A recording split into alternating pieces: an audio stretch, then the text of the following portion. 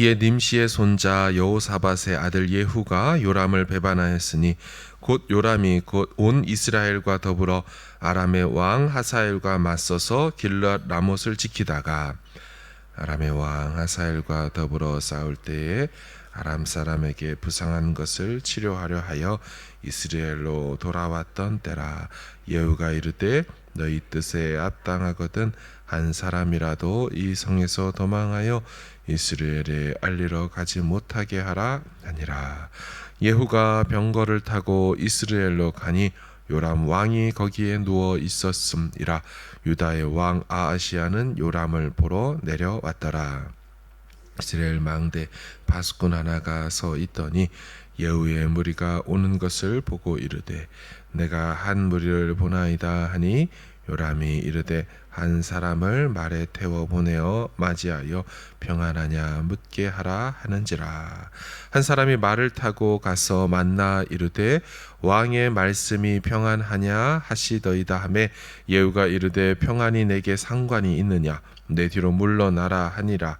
파수꾼이 전하여 이르되 사자가 그들에게 갔으나 돌아오지 아니하나이다 하는지라. 다시 한 사람을 말에 태워 보내었더니 그들에게 가서 이르되 왕의 말씀이 평안하냐 하시더이다 하매 예후가 이르되 평안이 내게 상관이 있느냐 내 뒤를 따르라 하더라. 파수꾼이 또 전하여 이르되 그도 그들에게까지 갔으나 돌아오지 아니하고 그 병거 모는 것이 nim시의 손자 예후가 모는 것 같이 미치게 모나이다 하니 요람이 이르되 메우라 하매 그의 병거를 메운지라.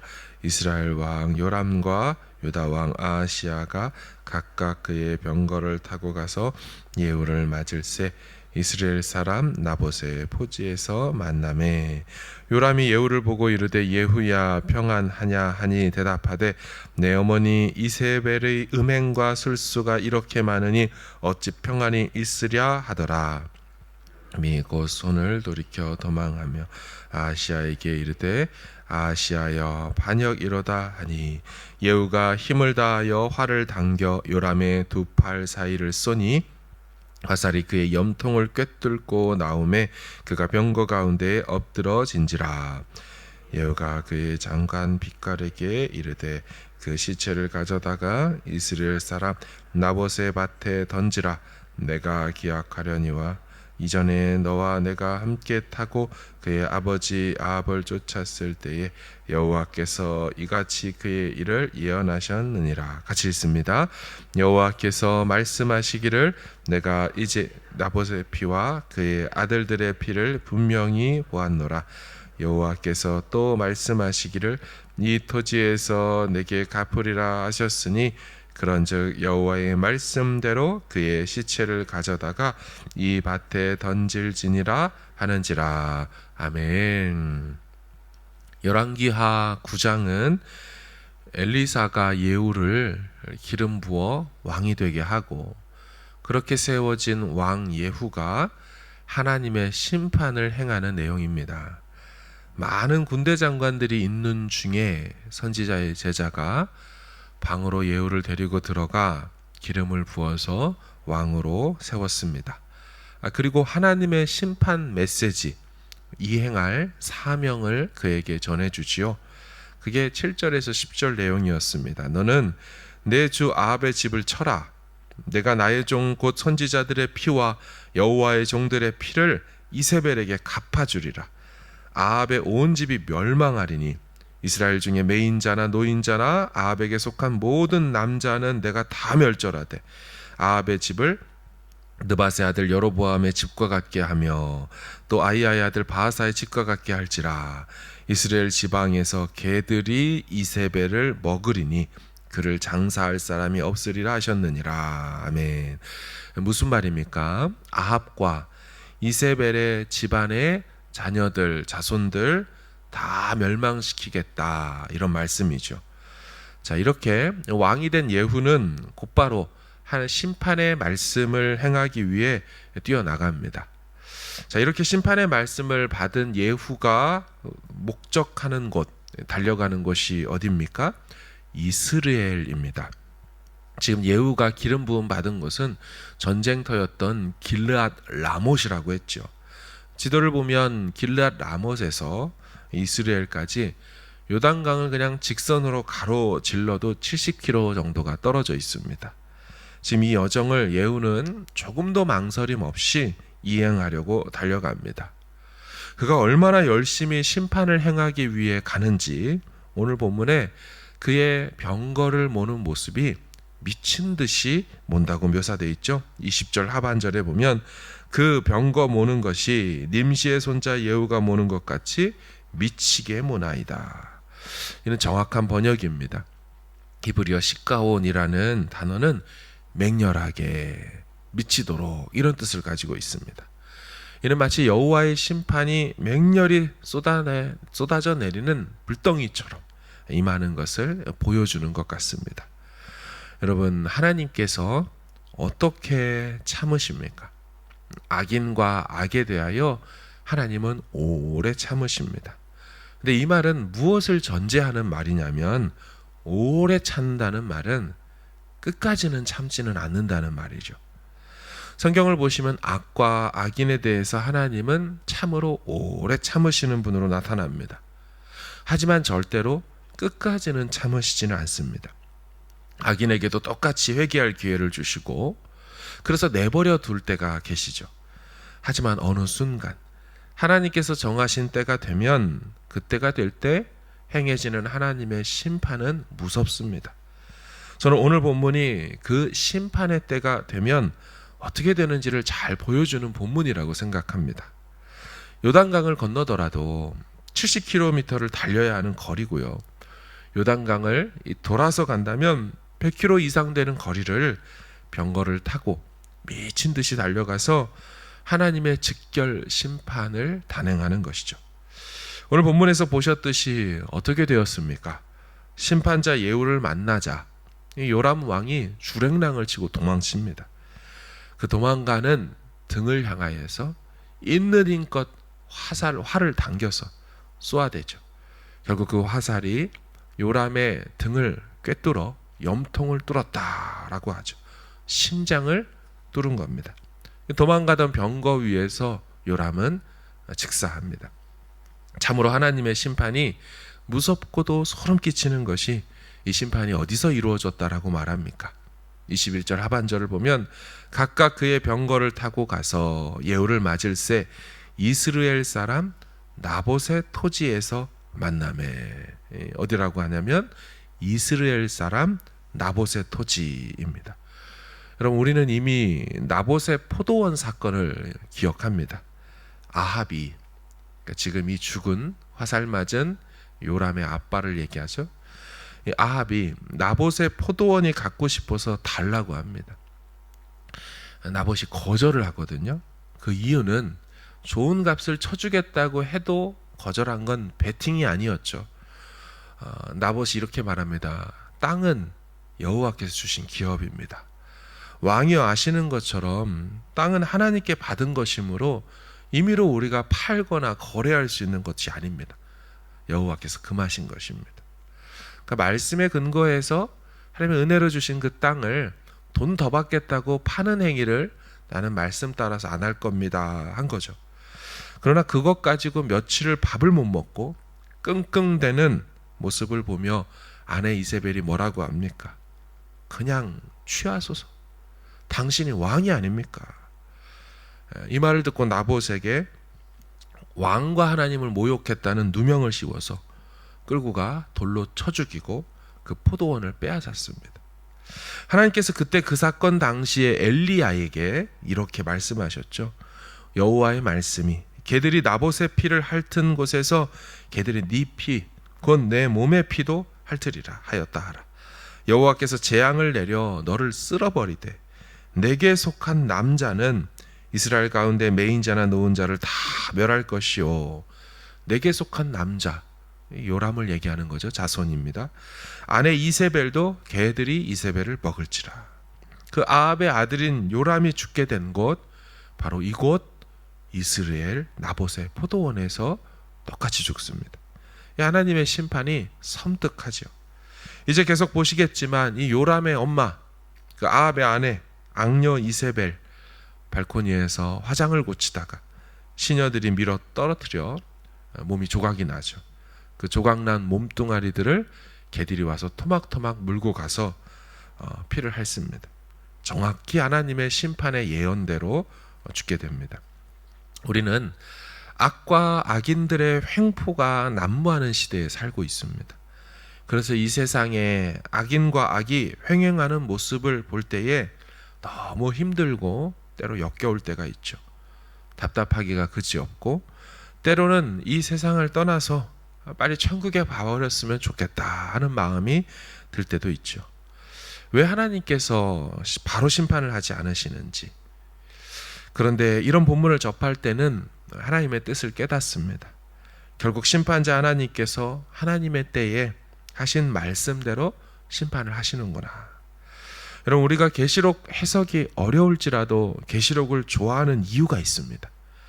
그것은 짐승과 거짓 선지자와 수많은 악한 이 역사들이 계속 되다가도 계시록 18, 19, 20, 21, 22장에 보면 그들을 향한 하나님의 승리, 그것을 보는 통쾌함들이 있죠. 모든 눈물과 억울함이 다 씻겨지고 해소되고 악이 청산되고 멸망하는 것을 볼 수 있는 것 때문이죠. 재앙이 그들에게 임하죠. 곧 사망과 애통함과 흉년이라. 그가 또한 불에 살라지니 그를 심판하시는 주 하나님은 강하신 자이심이라. 그와 함께 음행하고 사치하던 땅의 왕들이 그가 불타는 연기를 보고 위하여 울고 가슴을 치며 그의 고통을 무서워하여 멀리 서서 이르되 화이토다 화이토다. 음녀 바벨론이 다 불타버리고 같이 손잡고 서로 해먹었던 그런 악한 일들도 자들도 다 결국 멸망당하고 불태워지죠. 그것을 보며 하나님 주시는 메시지가 있는 겁니다. 시편 73편에는 이 아삽이라는 사람이 이 세상에 존재하는 이 악인의 형통을 보며 자신은 거의 미끄러질 뻔하였다. 신앙을 잃을 뻔했다. 이런 말을 하죠. 하지만 그가 성소에 들어가서 하나님을 깊이 만난 후에 그가 악인의 결국을 깨닫게 되죠. 그리고 하나님을 더욱 가까이 하며 사는 것이 내게 복이라 하며 그렇게 시를 마무리하였습니다. 이 땅에서 불의하고 억울한 일들을 매일같이 경험하시는 분들이 계실 줄로 압니다. 심판주이신 하나님께서 살아계시죠. 저들이 오늘날 심판받지 않은 것 때문에 우리는 마음을 너무 어렵게 가질 필요가 없습니다. 악인의 결국은 망한다. 성경의 참 중요한 메시지입니다. 이 땅에서 그들이 그 일을 겪지 않는다 하더라도 우리 노여워할 필요가 없습니다. 그날에 백보자 심판대 앞에서 각각 자기의 행한 대로 행위대로 심판을 받을 것입니다. 이 말은 반대로 한다면 이 땅에서 다 보상받지 못한다 할지라도 억울함과 고생과 수고에 대해 다 복을 누리지 못한다 하더라도 서러워하지 마시고 하나님을 오해하지도 마십시오. 우리는 그날이 있음을 믿고 사는 자들인 줄로 믿습니다. 의로우신 하나님이 우리 하나님 되심을 믿고 오늘도 주 앞에서 의롭게, 다시 말하면 말씀을 붙들고 믿음으로 살아가는 우리 모두 되기를 바랍니다. 하나님께서 지금도 살아계셔서 당신의 공의와 사랑을 당신의 뜻 안에서 정한 대로 허락하셔서 우리의 모든 삶에서 건지기도 하시고 때로 허용도 하시면서 당신의 뜻을 이뤄가시고 이 땅에서 다 해소되지 않는 그것들, 결국 우리에게 하나님이 아니 계신 증거로 허락하신 일들이 아니라 그날을 오히려 바라보게 만드는, 그때 다 해결될 거야, 그날에 완성될 거야를 불완전하고 결핍 많은 이 세상에서 완전한 그 땅을 바라보게 만드시는 하나님의 또한 방법 중에 하나라는 것을 믿고 다 해결되지 않는 우리의 기도 제목 속에서라도 오히려 하늘을 바라보며 믿음으로 간구하는 저 여러분 될 수 있기를 주님의 이름으로 축원합니다. 아멘.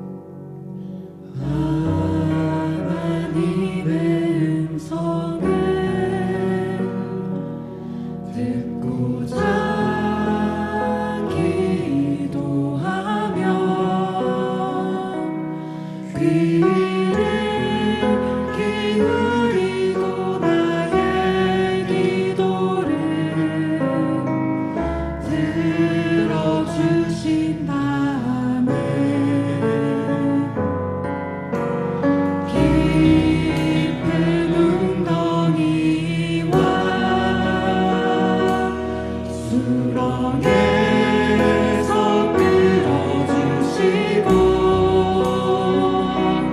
나의 발을 반석 위에 세우시사 나를 든든히 하셨네.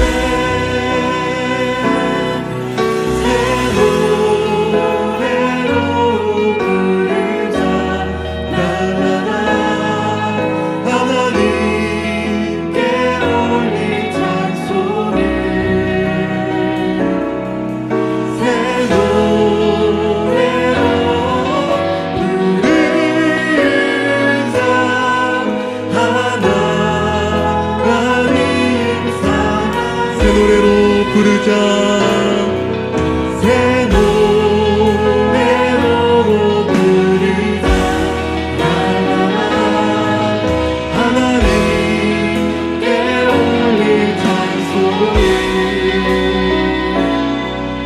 새 노래로 부르자 하나님 사랑을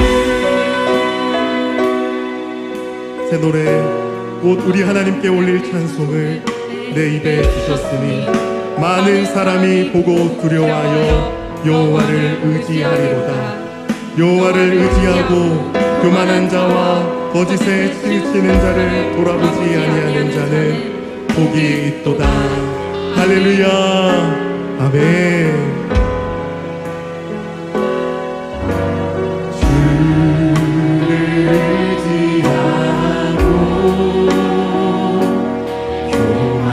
교만하지 않으며 거짓에 치우치지 아니하며 복이 있으리라.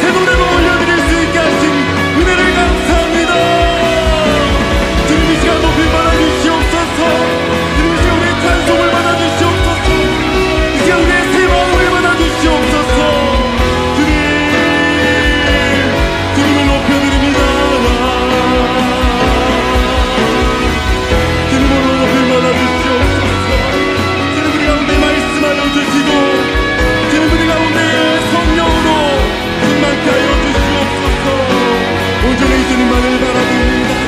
주님만이 우리의 소망이십니다. 주의 말씀만이 우리의